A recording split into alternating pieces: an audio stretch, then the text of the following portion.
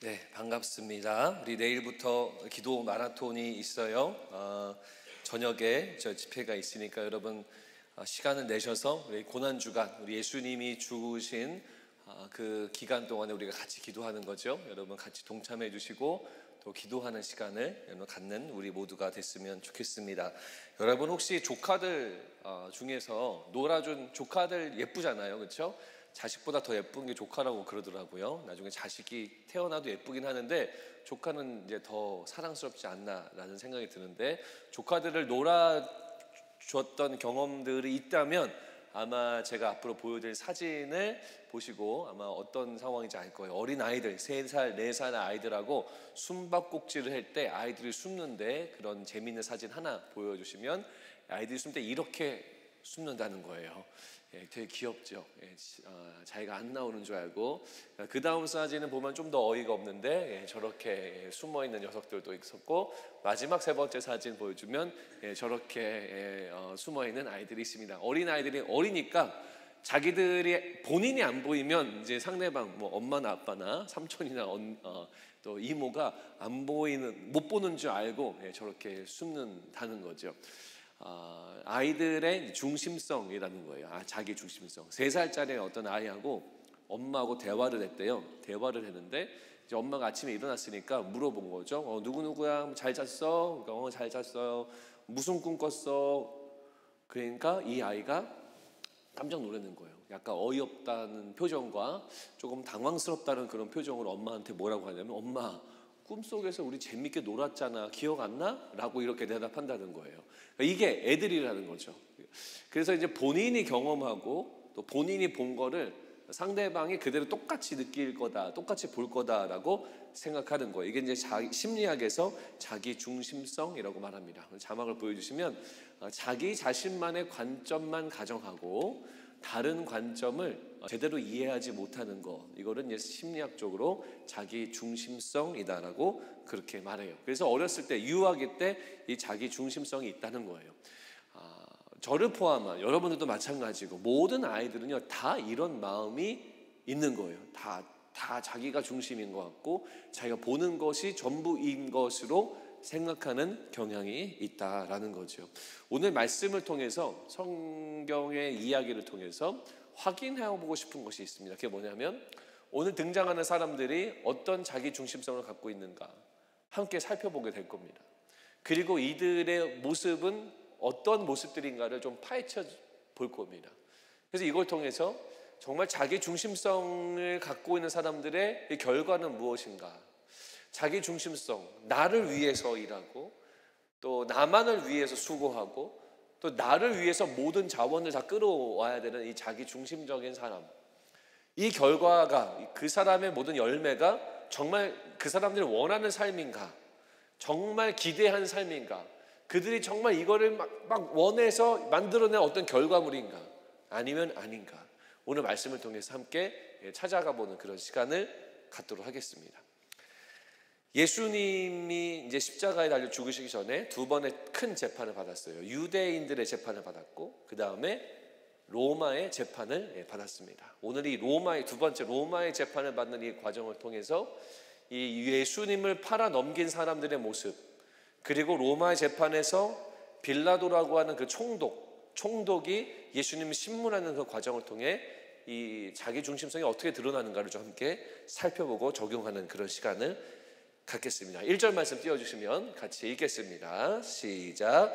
새벽에 대제사장들이 즉시 장로들과 서기관들 곧 온 공회와 더불어 의논하고 예수를 결박하여 끌고 가서 빌라도에게 넘겨주니. 자, 예수님이 결박되어서 2번째 재판인 로마 재판으로 넘겨지게 되는데, 어떠한 사람들이 예수님을 넘겼다고 이야기하냐면, 첫째 줄에 보세요. 대제사장들, 그리고 장로들, 서기관들, 즉 온 공회에 있는 사람들. 공회는 이제 어떤 모임이라 그랬죠. 그 모임에 있는 모든 사람들이 예수님을 이제 다음 재판, 로마 재판으로 넘긴 거예요. 자, 근데 이게 때가 언제예요? 시간이 언제라고 나오죠? 1절 말씀에 새벽이죠. 맨 앞에 나오죠. 새벽에 넘겼다라는 거예요. 자, 보세요. 왜 새벽에 넘겼냐면, 유대인들의 재판이 끝나고 그 다음 로마 재판으로 넘어갔는데, 이 로마 재판은 자료에 의하면 언제 시작이 됐냐면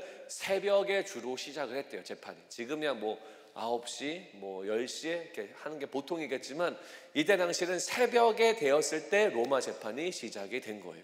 그래서 새벽에 로마 재판이 넘겨야 하니 온타임을 하려고 하면 언제 모여야 돼요? 그 밤새, 그 전날 밤부터 모여서 해야 될 것들 준비하고 다 땅땅땅 유대인 재판 끝내고 그 다음에 온타임에 로마 재판 새벽에 넘겨야 된다라는 겁니다. 자, 지금 한밤중에 사람들이 누구누구 모여 있는 거예요. 대제사장들, 서기관들, 장로들, 그리고 그 산헤드린이라고 하는 그 공회의 그 미팅인데, 그 미팅의 멤버들이 다 우르르 모여 있는 상황이에요.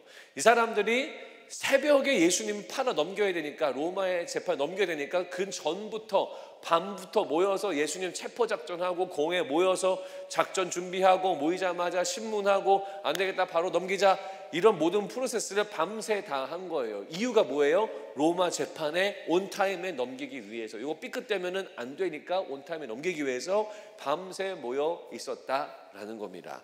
자, 그러면 여러분 이거 보면서 궁금함이 생겨요. 뭐냐면 왜 로마 재판에 굳이 넘기는 건가? 자기들도 재판이 있었잖아요, 유대인들도. 근데 유대인들이 있었고 그 지역을 통치하는 그 로마가 있었는데, 식민지죠. 그래서 이 로마 재판 넘기는, 왜 로마 재판에 예수님은 꼭 넘겨야만 하는가? 두 가지예요. 첫 번째는 뭐냐면, 슬라이드 보여주세요. 첫 번째는 예수님의 사형 선고를 위해서. 자, 아까 첫 번째 말씀드렸던 유대인들의 재판에서는 사형 언도를 내릴 수 있는 권한이 없었던 걸로 보여져요. 이게 정확히는 몰라요. 역사가들이 조금 얘기가 의견의 분분해서 정확히는 잘 모르겠는데, 아무튼 유대인의 재판에서는 사형을 못하는 거예요. 그래서 사형을 하려면 그 식민 지배를 하고 있는 그 로마 제국의 법정에 보내야만 사형을 할 수가 있는, 거기는 사형 제도가 있으니까. 그래서 보내는 거예요. 나중에 요한복음에 보면 이 빌라도가 이 유대인들한테 물어요. 아니, 이 사람 죄도 없는 것 같은데 예수라는 사람 왜 데리고 왔어요? 라고 물어보니까 그 사람들이 뭐라고 대답했냐면, 그걸 기록하고 있는데, 우리에게는 사람을 죽일 권한이 없으니 점점점 이런 내용이 나와요. 그래서 본인들이 예수라고 하는 사람을 죽이고 싶은데 죽일 방법이 없으니 안 되겠다, 로마 재판에 가서 사형을 받게 하자, 법리적으로 그렇게 해가지고 죽게 하자. 그래서 예수님의 사형 선고를 위해서 이 온타임에 하려고 새벽에 모의를 하고 해서 이제 이 새벽에 로마 재판에 넘긴 거. 이게 첫 번째 이유예요. 자, 두 번째 이유가 있습니다. 두 번째 이유가 이게 더 중요한 이유인데, 그게 뭐냐면 예수가 하나님의 저주받은 자라고 하는 이 공식이 성립되어야 하는 거예요. 예수가 하나님의 저주받은 자. 자, 이게 무슨 말이냐면, 지금 이것을 하고 있는 사람들이 누구예요? 대제사장들, 종교 지도자들, 그다음 서기관들, 그다음에 뭐 장로들, 이렇게 유대교 그때 당시에 어떤 신앙심으로 최고인 사람들이 모여서 예수님을 지금 법정에 세우는 거거든요. 근데 이들에게는 어떤 문제가 있었냐면, 예수님이 갑자기 나타났어요. 그래가지고 막 사람도 고치고 막 가르침을 하는데, 막 가르침 자체가 막 굉장히 주옥 같고, 그러니까 많은 사람들이 예수님을 우르르 따라다녔거든요. 그러다 보니까 자기들이 위축되는 거예요. 그래서 뭘 해야 되는가? 십자가라고 하는 곳에 예수님이 달려서 죽어야만 하나님의 저주받은 자라고 인정을 받게 되는 거예요. 이게 무슨 말이냐면, 신명기, 즉 옛날 율법이죠. 율법, 구약의 율법에 보면 신명기의 말씀 띄워주시면, 나무에 달린 자는 하나님께 저주를 받았습니다 라고 하는 내용이 있어요. 그러니까 이것을 적용을 해서 예수님을 그냥 죽이지 말고, 그냥 지나가다가 죄송합니다, 푹 찔러가지고 죽이지 말고 십자가에 달아서 죽게 해야, 아, 저 사람은 하나님한테 저주받은 자구나, 본인이 하나님의 아들이네, 메시아네, 아무리 얘기해도 다 뻥이었구나, 자칭 그리스도였구나, 하나님, 우리가 믿는 여호와 하나님한테 저주받은 자가 맞네, 나무에 달린 거 보니. 이게 이루어져야 되는 거예요. 그래야 예수님의 저주받고 많은 사람들이 거기 안 따르죠. 더 이상 이제 예수님의 가르침을 무시할 수 있는 거죠. 이 두 가지 이유 때문에 이 사람들이 예수님을 로마 재판에 넘긴 거예요. 자, 그러면 한 가지 더 질문이 생깁니다. 무슨 질문이냐면, 왜 이렇게 대제사장들, 서기관들, 종교 지도자들, 장로들은 왜 이렇게 예수님을 극혐했냐라는 거예요. 왜 예수님을 이렇게까지 싫어했느냐.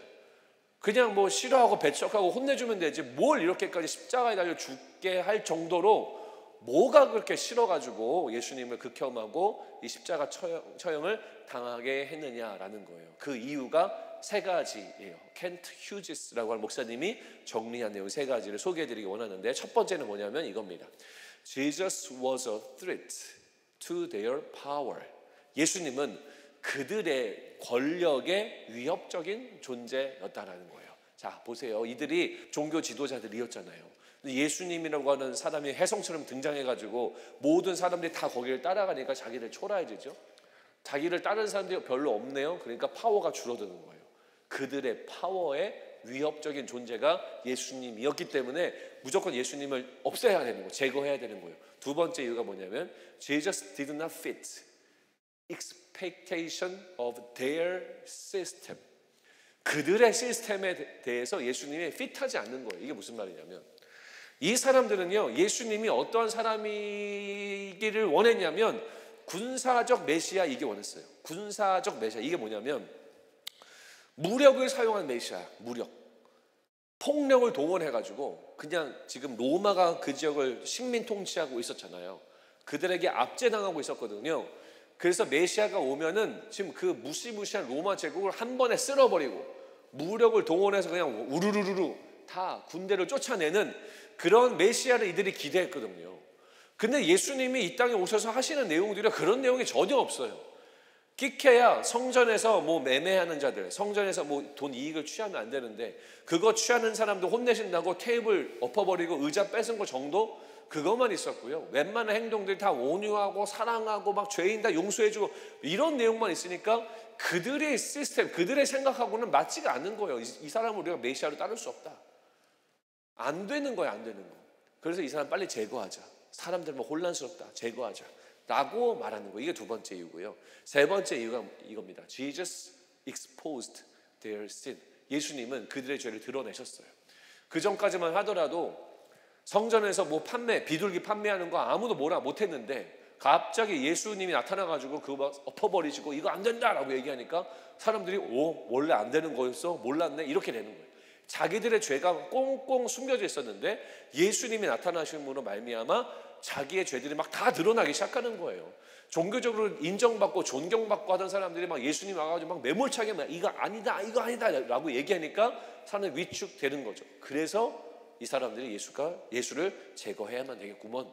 그래가지고 제거하는 거예요. 그리고 그냥 제거하면 안 되죠. 하나님으로부터 저주를 받아야 이 신앙적으로 이게 끊기기 때문에 무조건 십자가형을 하자. 그래서 이 사람들이 예수님 십자가에 못 박고 있는 거예요. 자, 그래서 여러분 방금 세 가지를 보여드렸는데 세 가지에 다 캐피털 레터로 되어 있는 단어가 있었죠. 혹시 봤어요? 뭐예요? 뭐였어요? Their. 그들의 권력, 그들의 시스템, 그들의 죄.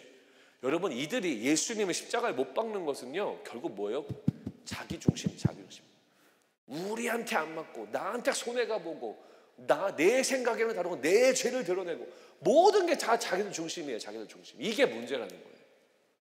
이게 이들의 핵심 문제였어요. 정말 신학적으로 이 사람이 이단이나 뭐 이런 게 아니라 그냥 자기 중심적인 생각 때문에 이루어진 거예요.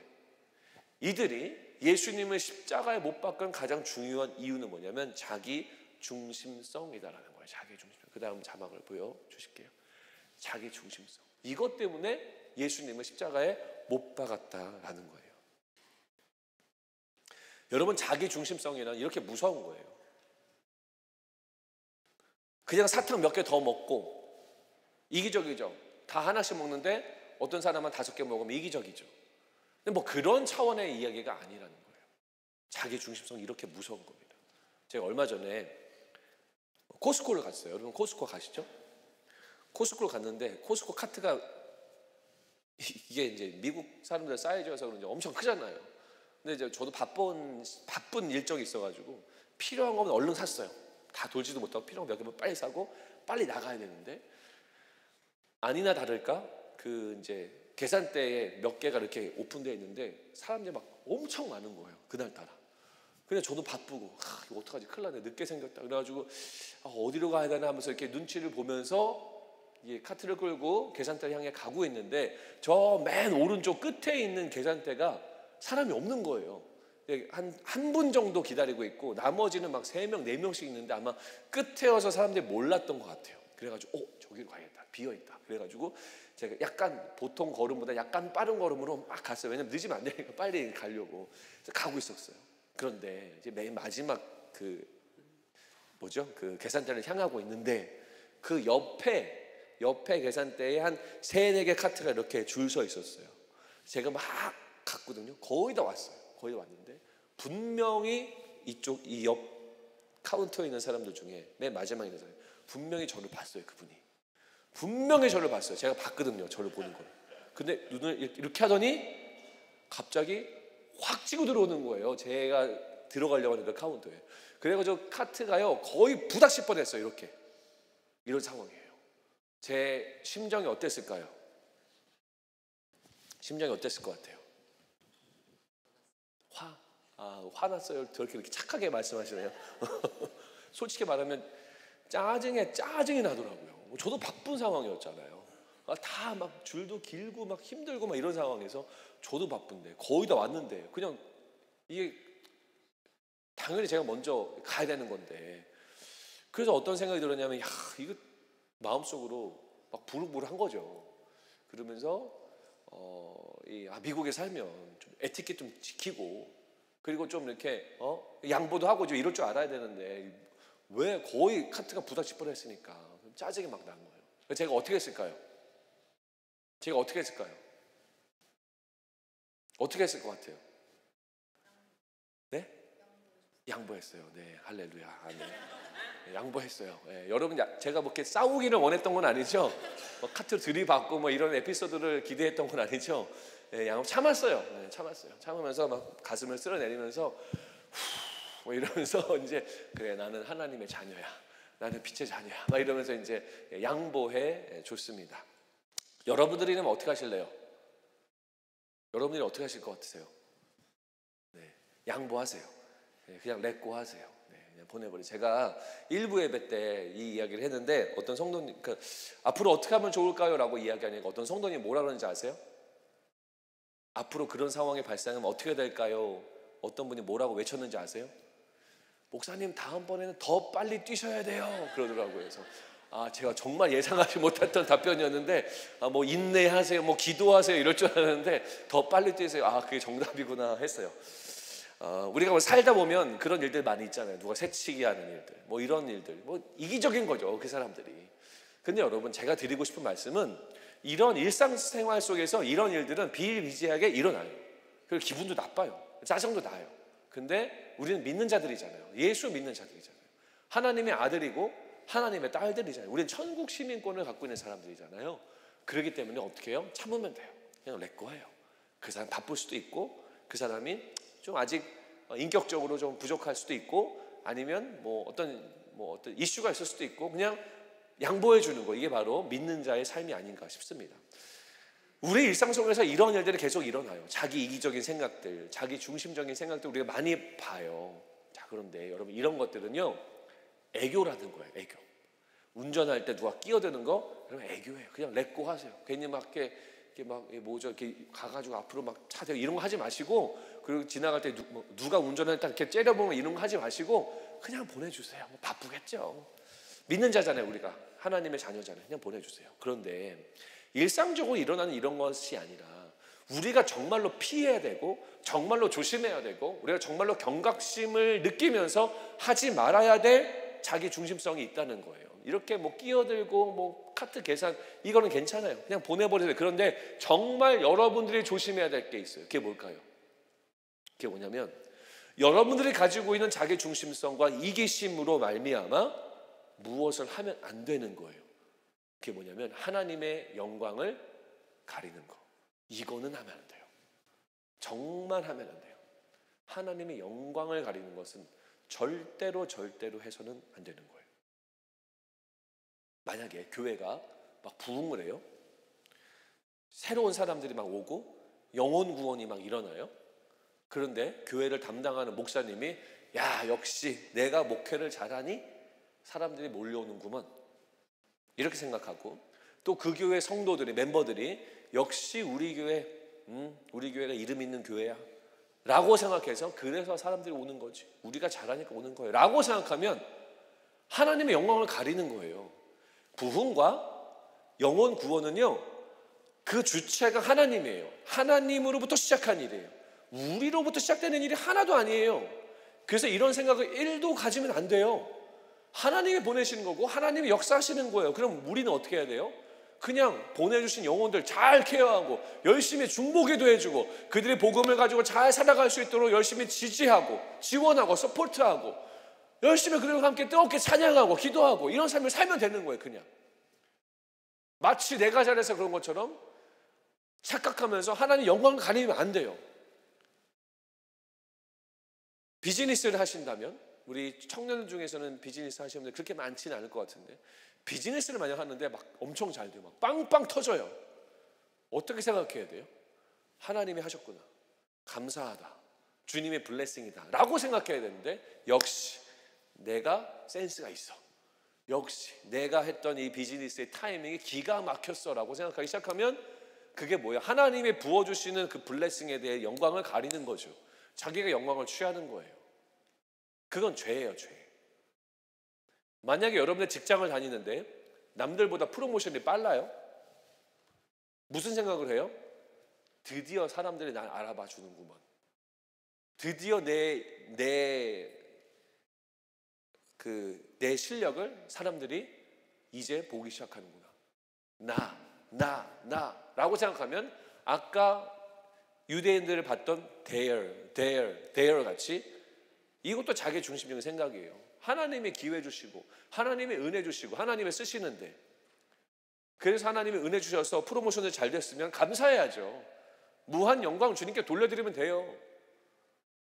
근데 나 때문에 잘 됐구만 라고 생각하면 하나님이 하신 일에 대한 영광을 내가 가리는 거죠. 가리는 거예요. 이건 죄예요. 이렇게 살면 안 되는 이유가 있어요. 왠지 아세요? 사울 케이스 때문에 그렇습니다. 하나님이 사울 왕, 이스라엘의 왕 중에 하나가 초대 왕이 사울이잖아요. 사울 왕 보고 하나님이 뭐라고 말씀하시냐면, 나타나셔서 아말렉하고 전쟁을 해라 라고 명령을 하세요. 아말렉이라고는 그 족속 나라하고 전쟁을 하라는 거예요. 그리고 하나님이 전쟁을 하면 내가 이기게 해줄게, 많은 전리품들을 너네가 다 가져갈 수 있게 축복까지 줄게 라고 약속까지 해주셨어요. 그 사울이 전쟁을 실제로 치릅니다. 그래서 대승을 거둡니다. 대승을 거둬가지고 이겨요. 많은 전리품들을 취했어요. 자, 누가 전쟁하라고 했어요? 하나님이 하셨고, 누가 이길 거라고 약속해 줬어요? 하나님이 하셨죠. 그러면 그 전쟁이 끝났어요. 많은 축복, 블레싱을 받고 전투에 임해가지고 전리품을 취했어요. 그러면 그 다음에 뭐 하면 돼요? 그 다음 뭐 하면 돼요, 여러분? 뭐 하면 돼요? 뭐 하면 돼요? 예? 감사. 그렇죠? 하나님께 감사하면 돼요. 주여 감사합니다. 그런데요, 이 사울이 뭐 했게요?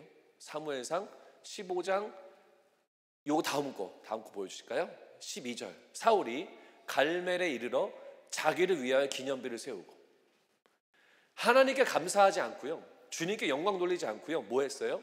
한 도시에 가가지고 자기를 위한 기념비를 세워요. 자기를 위한, 자기 이름 떡하니 사울 왕이 해내다. 자기에게 영광을 돌리는 거죠. 하나님이 영광을 가리는 거예요.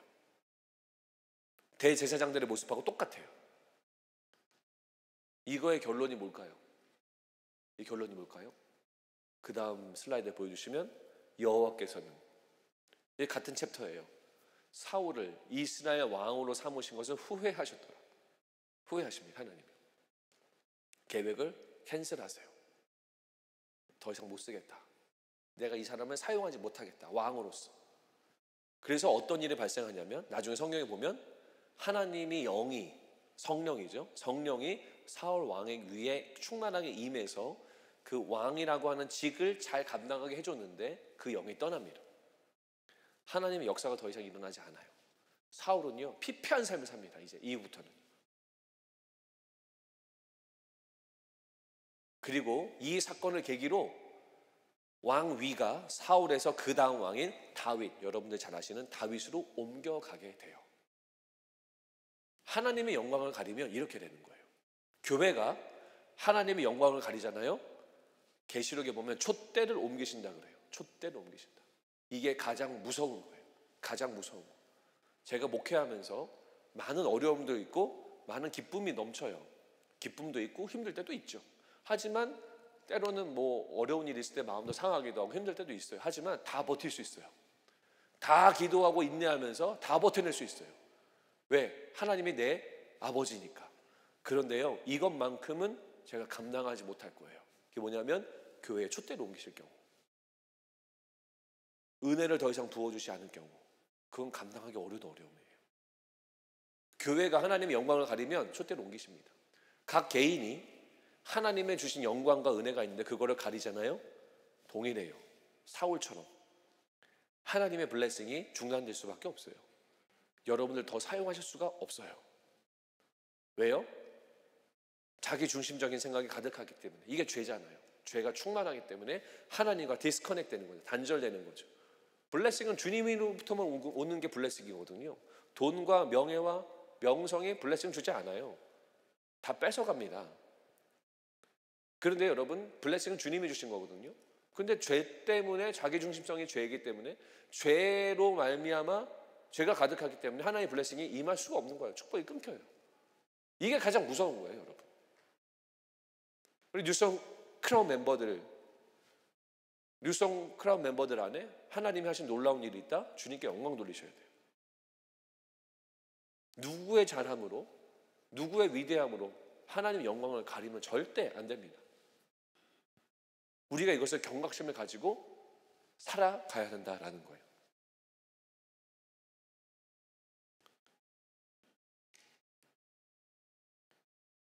아까 설명드렸던 거 있잖아요.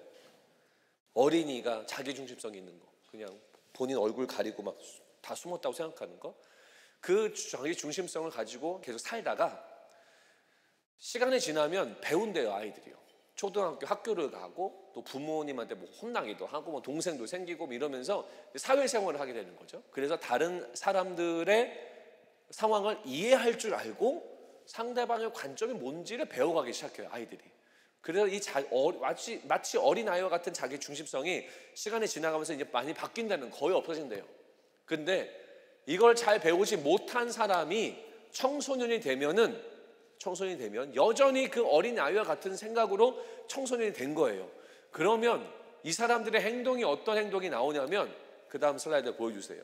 반항, 친구 중심, 이거 뭐 친구를 잘 사귀고 이런 게 아니라 그냥 친구에 완전 목매며 살아가는 거, 연애를 집착하는 것, 외모 우선, 외모를 뭐 다 꾸밀 수 있지만 너무 외모 이 꾸미는 것에 현안이 되어 있는 것, 탈선하고 가출하는 것 같은 것, 이 모든 것들, 이런 청소년들이 행하는 이런 것들이 근본적으로는 자기 중심성에 대한 해결이 안 됐기 때문에 이루어진다는 거죠.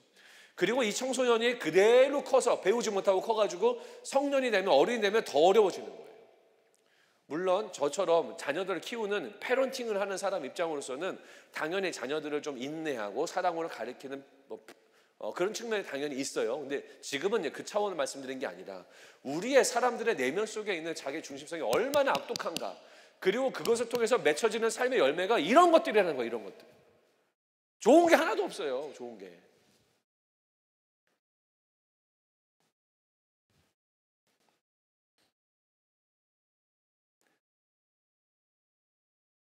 자기중심성은요, 나를 위해서 수고하고 나를 위해 애쓰고 나만 생각하고 나를 위해 뭔가를 가지고 오고 모든 자원을 총동원하고 나만 봐라 내 중심으로 돌아가라라고 말하지만, 결국 나 중심이라고 하는 폭군에 사로잡혀서 패망의 길로 걸어가는 게 자기중심성이에요. 그래서 우리는 자기중심적인 생각을 버리고 살아가야 돼요.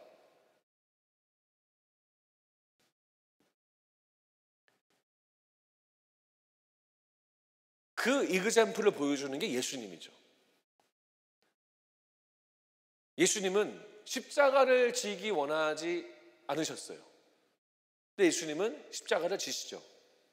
자기 중심적인 생각을 내려놓고 하나님이 하시고자 하는 말씀만 순종하죠. 이게 자기 중심적인 걸 내려놓고 사는 삶이죠. 우리가 살아야 되는 것은 어떤 삶입니까? 바로 하나님의 영광을 가리지 않는 삶을 살아야 돼요. 절대 주님의 영광을 가리면 안 됩니다. 빌라도가 묻습니다. 15장 2절에 이렇게 물어요. 빌라도가 묻되 네가 유대인의 왕이냐? 예수께서 대답하여 이르시되 내 말이 옳도다. 여러분 지금 법정 싸움하고 있는 거예요. 법리 싸움을 할 때 이렇게 시인해버리면 그냥 게임 끝나는 거예요. 내가 유대인의 왕입니다. 그럼 이거는 로마법에서는요 사형에 해당되는 거예요. 왜냐하면 로마 황제를 대항하는 거기 때문에. 근데 여기 인정해버리는 거예요. 예수님이요. 어떻게 보면 바보 같죠. 빌라도가 오히려 깜짝 놀랍니다. 이렇게 말하는 게. 4절에 이렇게 나와요. 빌라도가 또 물어 이르되 왜 아무 대답도 없느냐? 그들이 얼마나 많은 것으로 너를 고발하는가 보라. 야, 대제사장들과 유대인들이 지금 너 고발하는데 이거 좀 빨리 얘기 좀 해봐. 뭐 이 사실이니 아니니 이렇게 물어보는 거예요. 이것에 대해서 5절에 예수님이 이렇게 말씀하죠. 예수께서 다시 아무 말씀으로도 대답하지 아니하시니. 디펜스 안 하는 거예요. 설명을 해야죠. 아, 그게 아니라 진짜 난 하나님 아들을 뭐 이렇게 얘기해야 되는데 그게 아니라 아무 말도 안 하는 거예요. 그러니까 맨 밑에 뭐라고 나와요? 빌라도가 놀랍게 여기더라. 이런 적은 본 적이 없거든요. 예수님은 왜 아무 말씀 안 하셨을까요? 십자가를 지시려고. 말할 줄 몰라서가 아니에요. 디펜스하는 방법을 몰라서가 아니에요. 다 알죠. 누구보다도 잘 아시죠. 그런데 안 하시는 거죠. 왜요? 십자가를 지시는 거예요. 여러분 하나님의 영광을 가리지 않는 삶을 살아야 된다고 그랬잖아요. 구체적인 방법이 뭘까요? 하나님의 영광을 가리지 않는 삶?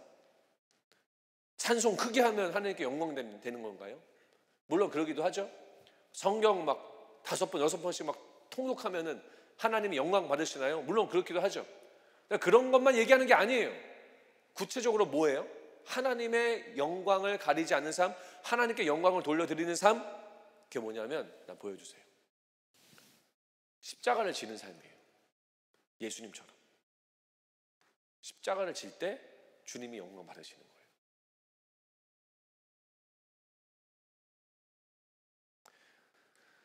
여러분 지금 어디 오셨어요? 교회에 오셨죠? 사회에서는 여러분들을, 교회에 오는 여러분들 뭐라고 부르죠? 뭐라고 불러요? 네? 크리스천. 그리스도인이라고 부르죠. 우리말로 하면 예수인. 예수를 따르는 사람들이죠. 우리 예수를 믿는 사람들은요 이렇게 살아야 되는 거예요. 십자가를 지고 사는 게 우리가 사는 삶의 방식이에요. 운동선수를 만난 적이 있거든요. 이분이요 운동을 하는 사람인데요 눈 뜨면서 운동하고요 눈 감으면서 운동합니다. 아침에 일어나자마자 운동해요. 자기 전까지 운동해요. 왜냐하면 운동선수니까. 한순간도 쉬진 않아요. 이분이. 그리스도인은 매 순간 우리의 삶의 인생을 통해서 뭐 하는 사람들이냐면 십자가를 지는 사람들이에요. 저는 운동선수가 아니니까 눈 뜨면서부터 운동하지 않아요. 자기 전까지 운동하지 않아요. 전 선수가 아니거든요. 그런데 우리는 예수 믿는 사람이잖아요. 예수를 따르는 사람이잖아요. 성경은 명확하게 이야기합니다. 십자가를 지라고. 여러분 어떤 십자가를 지고 계시나요? 어떤 십자가 지고 계세요? 우리 교회에는요 십자가를 지시는 분들 참 많이 있습니다. 어떤 사람은 가정 안에 십자가가 있어요. 자녀가 십자가인 분이 있어요. 육체의 질병을 안고 그 십자가를 붙들고 살아가는 사람들이 있어요. 근데 그것을 피하지 않아요. 십자가를 지면서 끝까지 기도합니다. 여러분들은 어떤 십자가를 지고 있나요? 십자가를 지세요. 십자가는 무서워요. 십자가는 불편합니다. 그리고 십자가는 무거워요. 안 하고 싶어요. 예수님도 하기 원하지 않으셨어요. 할 수만 있거든 이 잔을 옮겨달라고 기도하셨어요. 예수님도요. 근데 예수님은 그 십자가를 기꺼이 지시죠. 여러분들에게 묻습니다. 주님이 분명히 물으실 거예요. 너는 어떤 십자가를 지고 있니? 여러분 무슨 대답을 하실래요? 불편한 십자가 피해만 다니고 계십니까? 무거운 십자가 적당히 들다가 내려놓으실 겁니까? 여러분 어떤 십자가를 현재 지고 있나요? 주님이 물으신다면 클리어하게 대답할 수 있어야 돼요. 십자가를 지는 삶이 하나님께 영광 돌리는 삶이에요. 여러분의 삶 속에 있는 십자가를 꼭 지시기 바랍니다. 기도하세요. 그리고 그 십자가를 기꺼이 지세요. 지면 우리는 망하지 않아요. 그 무게가 너무 무거워서 주저앉지 않습니다.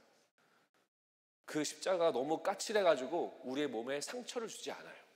주님이 여러분을 지키세요. 그리고 십자가를 질 수 있는 힘을 여러분들에게 주십니다. 결국 여러분들은 하나님께 영광 돌리는 삶을 살게 되어 있는 거예요. 예수님이 걸어가신 그 십자가의 길, 영광의 길, 나는 죽고 주님만 사는 길. 빌립보서 2장 6절에서 10절까지 말씀을 읽어드릴 건데요, 11절까지 찬찬히 묵상해 보세요. 예수님이 어떻게 살았는가를 보세요. 그 결과가 어떻게 되는지 보세요. 그는 근본 하나님의 본체시나 하나님과 동등됨을 취할 것으로 여기지 아니하시고 오히려 자기를 비워 종의 형체를 가지사 사람들과 같이 되셨고 사람의 모양으로 나타나사 자기를 낮추시고 죽기까지 복종하셨으니 곧 십자가에 죽으십니다.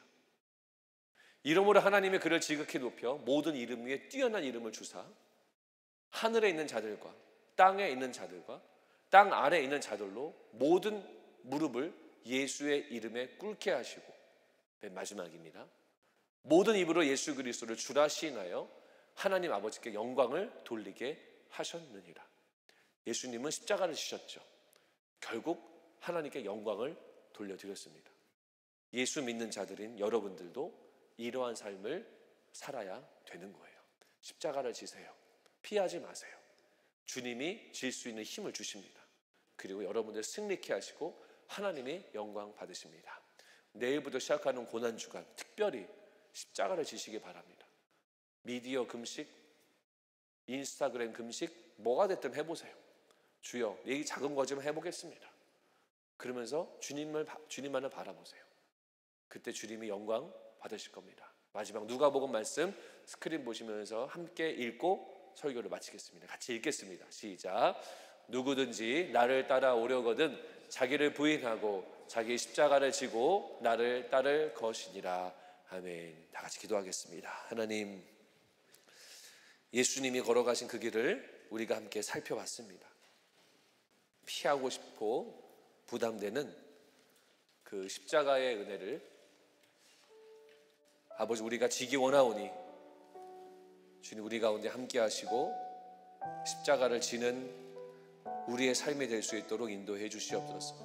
주님이 우리 가운데 축복도 주시고 사랑도 주시고 은혜도 주셨지만 그러나 여전히 내가 십자가를 지고 있는가, 예수님과 닮아가고 있는가 돌아보게 하셔서 기꺼이 예수님처럼 십자가를 지고 희생하는 자의 삶을 살아서 하나님께 영광 돌리는 우리가 되도록 인도해 주시옵소서. 감사합니다. 예수님 이름으로 기도합니다. 아멘. 일어나셔서 우리 마지막 찬양 주님 앞에 올려드리겠습니다. 찬양합시다. 주 달려 죽은 십자가. 주 달려 죽은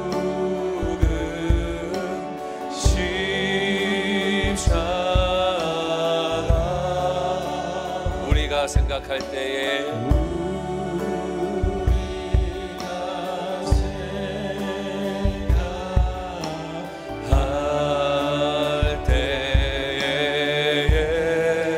세상에 속한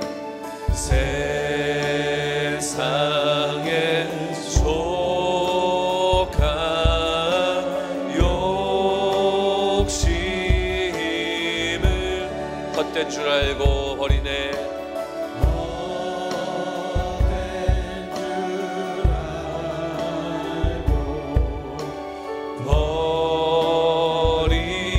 한 번 더 찬양합시다. 1절 주 달려 죽은 십자가.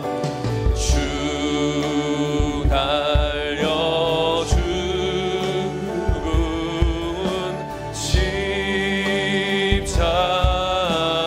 십자가. 우리가 생각할 때에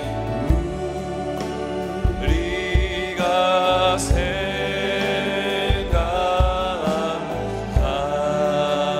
때에 세상에 속한 욕심을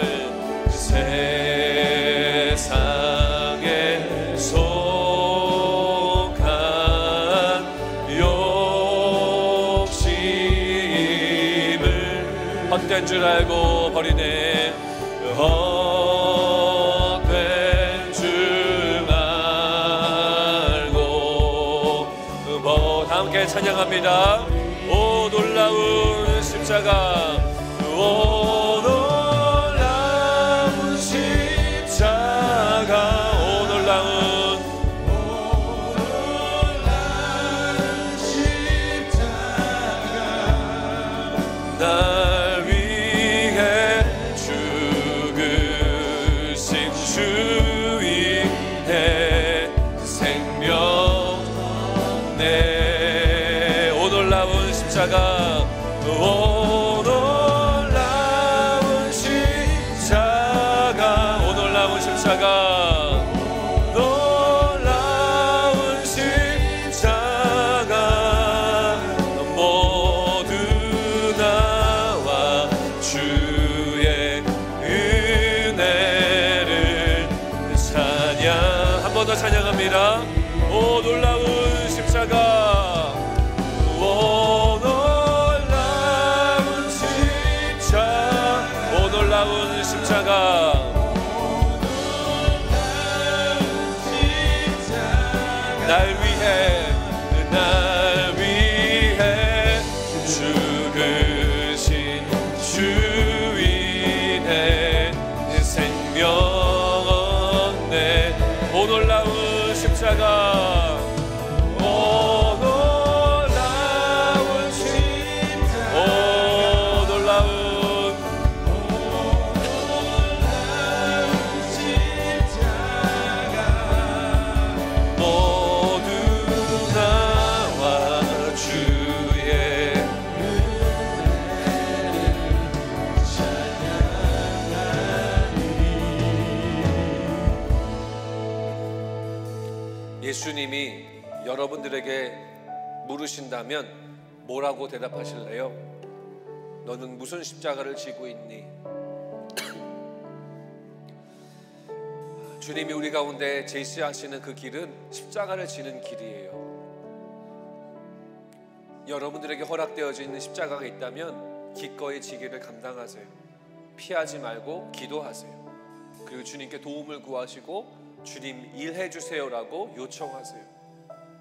그럴 때에 우리의 힘이 아니라 하나님의 놀라운 힘으로 허락되어진 십자가를 감당하게 될 겁니다. 그리고 그 순종과 희생을 통해서 하나님이 그때야 비로소 영광을 받으시는 거예요. 이 주님께 영광 돌리는 삶으로 여러분들 초청합니다. 고난주간을 맞이해서 하나님을 위해, 우리 예수님을 위해 십자가를 달게 받기로, 기꺼이 그 십자가의 길을 걸어가기로 결단하시기 바랍니다. 결단하는 기도를 주님께 드리세요. 예 주님, 제가 십자가를 지겠습니다. 십자가를 묵상하며 살겠습니다. 저도 예수님처럼 희생하며 주님 나라를 바라보며 하나님께 영광 돌리며 살아가도록 하겠습니다. 다 같이 합심으로 간구하며 기도하도록 하겠습니다. 다 같이 기도합니다. 하나님 아버지 주님, 우리 가운데 주옵소서. 아버지 하나님 주님, 하나님 우리가 십자가를 지는 자가 되기 원합니다. 예수님처럼 십자가 지는 우리가 되길 소망합니다.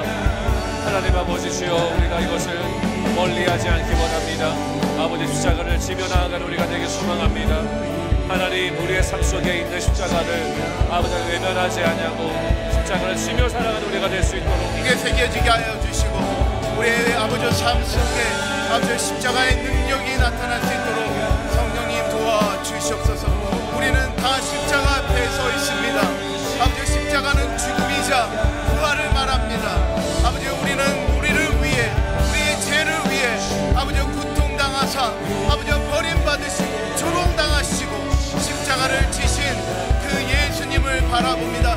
아버지 그곳에서 우리를 용서하시고 우리의 죄를 담당하신 그 아버지의 용서의 십자가를 바라봅니다. 하나님은 그 십자가를 우리에게 부어주셨습니다. 그 사랑을 우리에게 깨닫게 해주셨습니다. 아버지 볼 수 있게 하셨고 느끼게 할 수 있었으며 살아갈 수 있게 하셨습니다.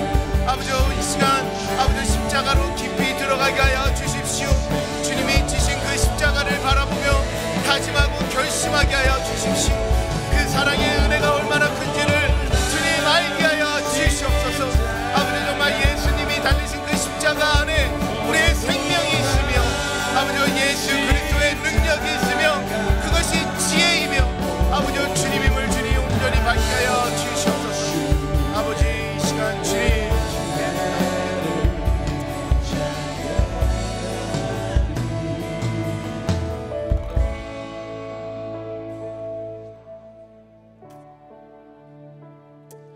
하나님 감사드립니다.